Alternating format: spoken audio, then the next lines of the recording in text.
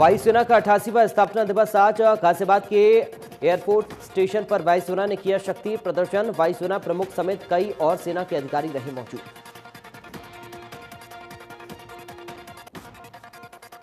दुश्मनों के लिए कहर बनकर बरसने वाली राफेल ने भी एयर शो में अपना जलवा दिखाया। एयर शो में राफेल की गर्जना ने लोगों को काफी रोमांचित भी किया।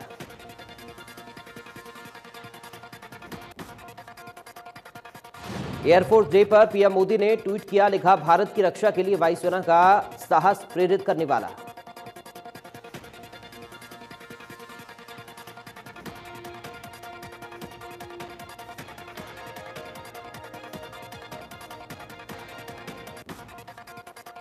प्रधानमंत्री नरेंद्र मोदी आगामी त्योहारों और ठंड के मौसम में कोरोना महामारी से बचाव के लिए आज जन आंदोलन की शुरुआत करेंगे। प्रधानमंत्री मोदी ट्वीट के जरिए इस अभियान की शुरुआत करेंगे। पूरी दुनिया में कोरोना से लोगों का बुरा हाल। अब तक कोरोना से गई 10,60,000 से ज्यादा लोगों की जान। कुल मरीजों का आंकड़ा हुआ 3,63,86,000 के पार। अमेरिका में कोरोना ने मचाई सबसे ज्यादा तबाही। लगातार बढ़कर मरीजों की संख्या 77,76,000 के पार। अब तक 49,83,000 से ज्यादा मरीज हुए रिकवर। देश में एक दिन में सामने आए 78,809 नए कोरोना मरीज। 963 लोगों की मौत। कुल मरीजों का आंकड़ा 68,32,000 के पार। देश में कोरोना ने मचाया महाराष्ट्र में सबसे ज्यादा तांडव। एक दिन में कोरोना से हुई 355 लोगों की मौत। दिल्ली में लगातार बढ़ रहा कोरोना मरीजों का आंकड़ा। 24 घंटे में सामने आए 2,871 नए मरीज। 35 लोगों की हुई मौत।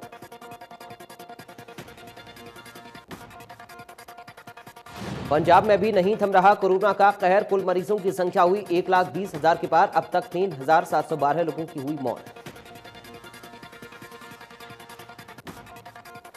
प्रदेश में पिछले 24 घंटे में कोरोना के 1,283 नए केस सामने आए, तो वहीं 19 लोगों की कोरोना से हुई मौत, जिसके बाद आंकड़ा पहुंचा 1528।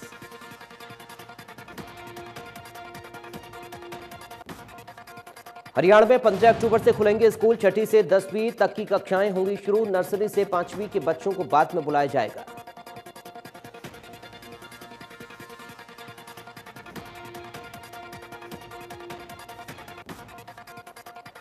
हरियाणा के सरकारी स्कूल के छात्रों ने जेईई एडवांस में इतिहास रचा। पहली बार सरकारी स्कूल के 23 छात्रों ने परीक्षा पास की है।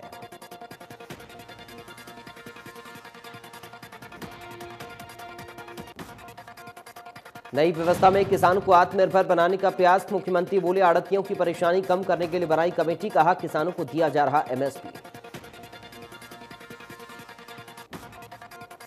कंवरपाल गुर्जर ने कहा कि राहुल गांधी केवल लिखी हुई बात पढ़कर बता रहे थे। उन्होंने यह भी कहा कि यह बिल पहले कांग्रेस काल में भी सरकार लेकर आ रही थी। राहुल गांधी ने हरियाणा में आकर सिर्फ झूठ बोला।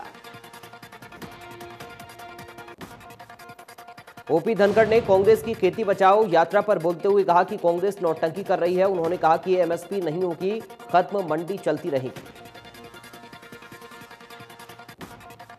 रोहतक में बीजेपी की जिला स्तरीय बैठक हुई। इस बैठक का मुख्य एजेंडा नए कृषि कानूनों को लेकर जनता के बीच में जाना और बड़ौदा उपचुनाव को लेकर चर्चा की गई। बिहार और बड़ौदा के चुनावी रण में प्रचार करेंगी बबीता फोगाट। खेल विभाग के डिप्टी डायरेक्टर पद से दिया इस्तीफा। अगस्त में ही की थी ज्वाइनिंग।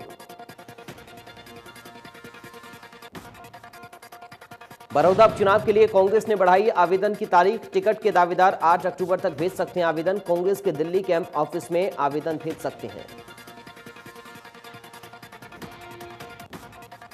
हरियाणा के मुख्य सचिव विजय वर्धन ने उपायुक्तों को प्रदेश में पराली जलाने के जीरो बर्निंग के लक्ष्य को प्राप्त करने इन सीटू व एक्स सीटू प्रबंधन और छोटे एवं सीमांत किसानों को प्राथमिकता के आधार पर फसल अवशेष प्रबंधन के उपकरण मुहैया करवाने के निर्देश दिए।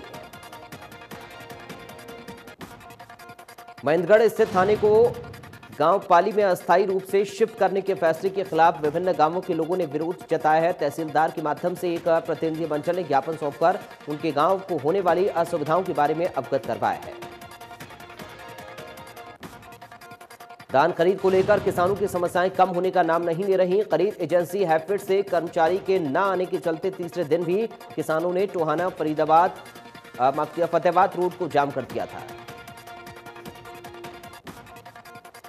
गोला चीका में पुलिस का नशा रोको अभियान जारी है। इस अभियान के तहत एंटी नारकोटिक्स सेल ने 4 नशा तस्करों को दबोचा, जिनसे करीब 4200 नशे की गोलियों का जखीरा बरामद हुआ। कुरुक्षेत्र में लाडवा के सरकारी अस्पताल में लापता युवक के परिजनों ने किया हंगामा। 3 दिन से लापता युवक का शव मिलने के बाद से परिजनों ने आरोपियों की गिरफ्तारी की मांग की।